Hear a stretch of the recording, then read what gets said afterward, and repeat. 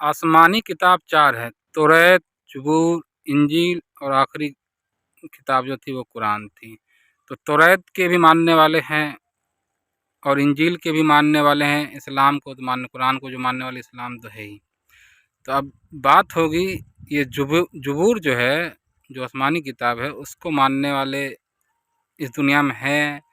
یا اس دنیا سے چلے گئے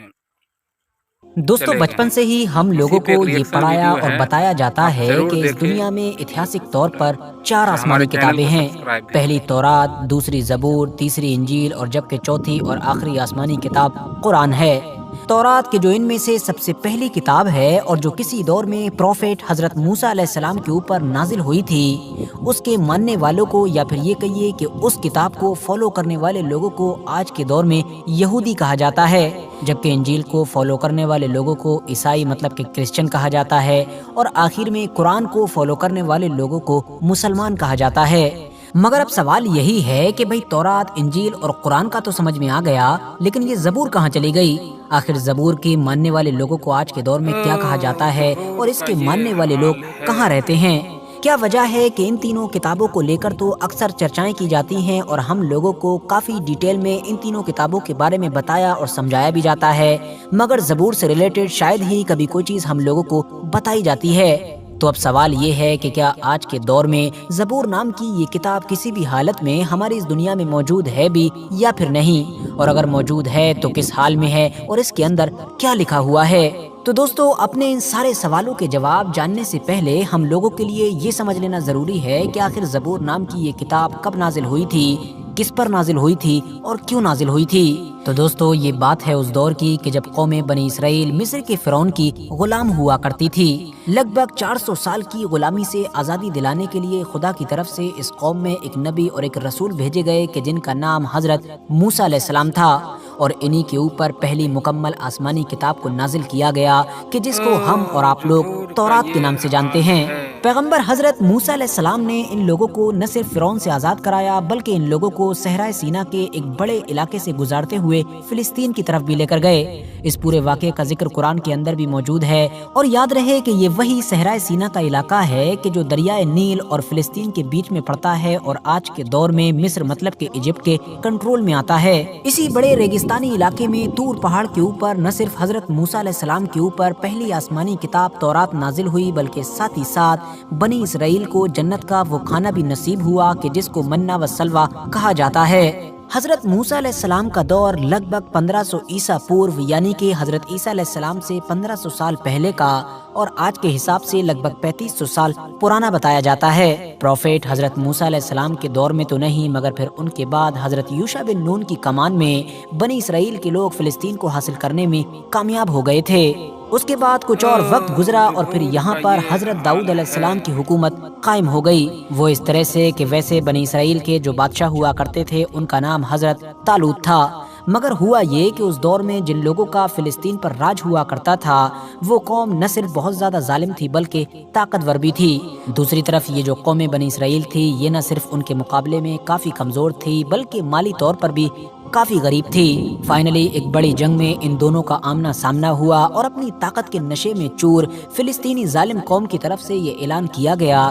کہ ہمارے صرف ایک ہی سپاہی کہ جس کا نام جالوت ہے، اس کو جو بھی ہرا دے گا تو پوری کی پوری یہ زمین ہی تم لوگوں کے حوالے کر دی جائے گی۔ نہ صرف زمین بلکہ وہ تابوت سکینہ بھی تم لوگوں کو دے دیا جائے گا کہ جو تمہارے لیے بہت زیادہ مقدس مطلب پوتر ہے، اور جس کے اندر حضرت موسیٰ علیہ السلام یا پھر حضرت ہارون علیہ السلام جیسی بڑی ہستیوں کے تبرکات موجود ہیں۔ حضرت طالوت جو بنی اسرائیل کے سردار تھے انہوں نے اپنی قوم کے سامنے یہ اعلان کیا کہ تم میں سے جو بھی انسان اس جالوت کو ہرائے گا میں نہ صرف اس کے ساتھ اپنی بیٹی کی شادی کر دوں گا مطلب نکاح کرا دوں گا بلکہ وہی بنی اسرائیل کا اگلا بادشاہ بھی ہوگا۔ حضرت داؤد علیہ السلام کے جو اس دور میں کافی کم عمر ہوا کرتے تھے اور بکریاں چرایا کرتے تھے وہ فوراً آگے آ گئے، اور نہ صرف آگے آئے بلکہ انہوں نے ایک وار کے ذریعے سے ہی اس جالوت نام کے بڑے سے خطرناک انسان کو ہرا ڈالا۔ ایک ہی وار میں یہ زمین پر جا گرا۔ نتیجہ یہ ہوا کہ فلسطینی لوگ جنگ ہار گئے اور فلسطینیوں کو اپنی زمین بنی اسرائیل کو دینا پڑی۔ وعدے کے مطابق حضرت طالوت کی طرف سے بنی اسرائیل کے اگلے بادشاہ بھی حضرت داؤد علیہ السلام بنے، اور حضرت داؤد علیہ السلام نے اس علاقے پر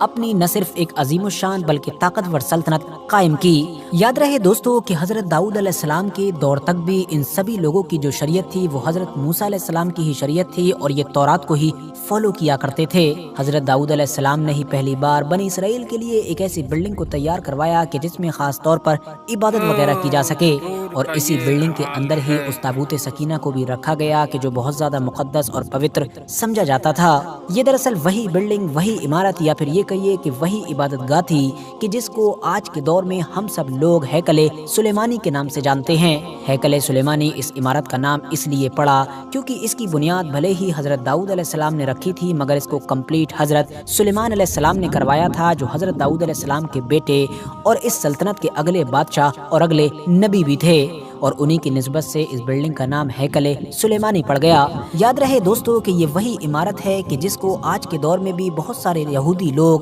تھرڈ ٹیمپل کی شکل میں ایک بار پھر سے بنانے کا خواب دیکھتے ہیں، اور حضرت داؤد علیہ السلام ہی وہ پیغمبر ہیں کہ جن کے اوپر یہ دوسری مشہور آسمانی کتاب زبور نازل ہوئی تھی۔ یہاں پر غور کرنے والی اور سمجھنے والی بات یہ ہے کہ اس زبور کے اندر کوئی نئی شریعت نہیں تھی، بلکہ اس کے اندر صرف اور صرف خدا کی حمد و ثنا تھی، مطلب کہ خدا کی تعریفیں بیان کی گئی تھیں۔ اب کیونکہ حضرت داؤد علیہ السلام ایک ایسے مشہور پیغمبر ہیں کہ جن کو خدا نے کچھ معجزے دیے تھے، جیسا کہ وہ اپنے ہاتھ سے لوہے کو نرم کر دیا کرتے تھے، ساتھ ہی ساتھ ان کو بہت زیادہ خوبصورت آواز بھی دی گئی تھی۔ وہ جس خوبصورت انداز میں اور جس خوبصورت آواز کے ساتھ خدا کی حمد و ثنا بیان کیا کرتے تھے، خدا کی تعریفیں وغیرہ کیا کرتے تھے، اس طرح سے اتہاس میں نہ تو پہلے کسی نے کی تھی اور نہ ہی کوئی بعد میں کر پایا ہے۔ زبور نام کی اس کتاب کے نازل ہونے کے بعد بنی اسرائیل کو باقاعدہ طور پر خدا کی حمد و ثنا اور خدا کی عبادت کرنے کا طریقہ سکھایا گیا تھا۔ جب بھی حضرت داؤد علیہ السلام اپنی آواز میں زبور کی تلاوت کیا کرتے تھے تو تمام پہاڑ، آسمان اور ندیاں وغیرہ آپ کے ساتھ جھومنے لگتے تھے۔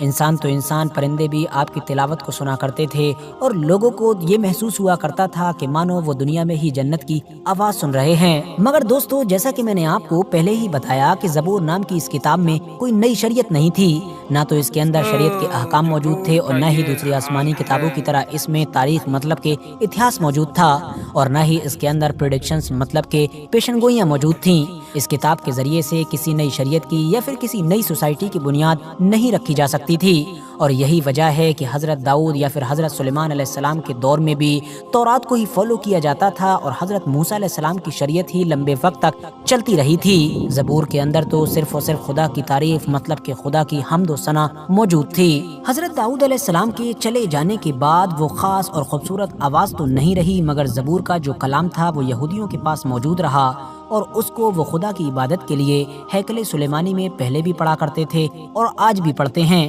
ہاں، وہ بات الگ ہے کہ لمبا وقت گزر جانے کی وجہ سے اور پیڑھی در پیڑھی گزر جانے کی وجہ سے وہ کلام آج اپنی حالت میں موجود نہیں ہے، نہ تو وہ کمپلیٹ ہے، اور جو موجود بھی ہے اس میں بھی ظاہر ہے کافی کچھ بدل چکا ہے۔ دوستو، آپ لوگوں نے اکثر بات چیت میں اولڈ ٹیسٹامنٹ یا پھر نیو ٹیسٹامنٹ وغیرہ کا نام کافی سنا ہوگا، تو میں آپ کو بتا دوں کہ حضرت موسیٰ علیہ السلام کے اوپر نازل ہونے والی کتاب تورات، اور ان سے پہلے کے بھی جو نبی اور رسول تھے کہ جن کے اوپر خدا کی طرف سے کچھ صحیفے وغیرہ نازل کیے گئے تھے، ان سب کو ملا کر اور حضرت داؤد علیہ السلام پر نازل ہونے والی کتاب زبور کو بھی ملا کر ان ساروں کو ہی اولڈ ٹیسٹامنٹ کا نام دیا جاتا ہے۔ اسی طرح سے حضرت عیسیٰ علیہ السلام کے اوپر نازل ہونے والی کتاب انجیل اور ان کے حواریوں کے خطوط یا ان سے ملی جلی جو کچھ اور کتابی نسخے ہیں، ان سب کو ملا کر نیو ٹیسٹامنٹ کا نام دیا جاتا ہے۔ دوستو، اب آپ لوگوں کو سمجھ آ چکا ہوگا کہ آخر آج کے دور میں ہم لوگوں کو زبور کو فالو کرنے والے لوگ کیوں نہیں دکھائی دیتے ہیں، کیونکہ زبور کوئی شریعت کی کتاب نہیں ہے۔ اس کے اندر تو خدا کی حمد و ثنا بیان کی گئی ہے،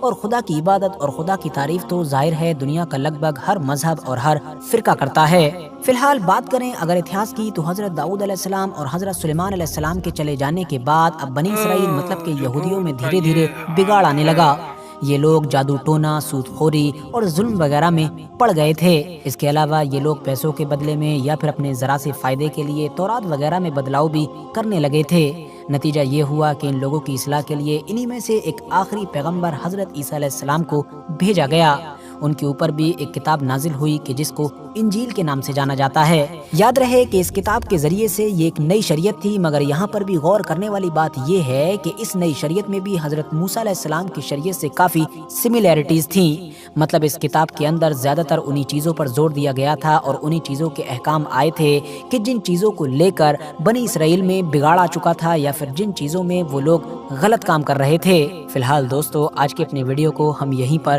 ختم کرتے ہیں۔ ویڈیو اگر پسند آئی ہو تو ویڈیو کو لائک کرنے کے ساتھ ساتھ اپنے دوستوں کے ساتھ ضرور شیئر کریں، اور اسی طرح کی نالجبل اور ہسٹوریکل ویڈیوز ہمیشہ دیکھنے کے لیے ہمارے اس چینل کو سبسکرائب کرنے کے ساتھ ساتھ بیل آئیکن کو بھی ضرور پریس کریں۔